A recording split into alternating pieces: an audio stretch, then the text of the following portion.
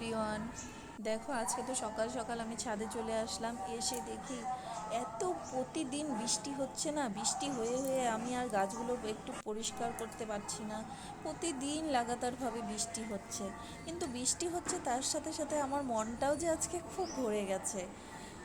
কারণ এত ফুল ফুটেছে, আমার দেখেই মন ভরে গেছে। ওই ফুল দেখে আমার মনের যে বৃষ্টির যে একটা চিন্তা থাকে সেটাই চলে গেছে আমার ফুলের আনন্দে। আজকে তো বিশ্বকর্মা পুজো ছিল। তারপর যাই হোক, ফুলগুলো সব আমি একটু ভাবলাম একটু ভিডিও করে নিই ফুলগুলোকে, তোমাদের সাথে একটু শেয়ার করব। দেখো আমার কাছে আকন্দ ফুলও ফুটেছে, আর এটা হলো ছোট লাল জবা। হ্যাঁ, আমি আবার বৃষ্টি হচ্ছিল তো সাজিয়ে নিয়ে যাইনি, বুঝছো। ওই যে একটা প্যাকেট, সেই একটা ক্যারি ব্যাগ নিয়ে গেছি ছাদে। আর এই জবাটাকে না হাজারি জবা বলে। আমি হাজারি জবাই জানি। আর এটা একটাই বড় জবা ফুটেছে আজকে। ওটা মাঝে মধ্যে হঠাৎ হঠাৎ একটা ফোটে। আর আর হলো ওই যে আমার গাছে না দু ধরনের হলুদ ফুল আছে, একটা হলো ছোট, একটা হলো বড়। জানি না ওটাকে আমি ডালিম ফুল বলেই বলি।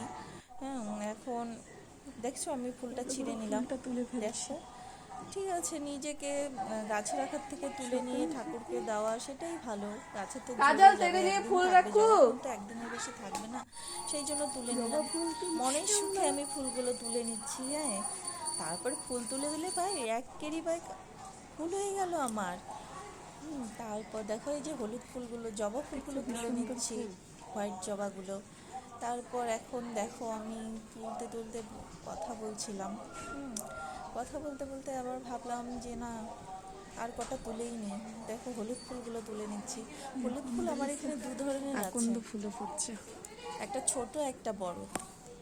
তা হলুদ ফুল বলতে এটাকে আমি ডালিম ফুল বলেই জানি। তোমরা কে কি বলো এটার নাম আমাকে একটু বলো। আর এই দেখো সাদা ফুল তুলছিলাম। আমার ফুল তুলতে খুব ভালো লাগে।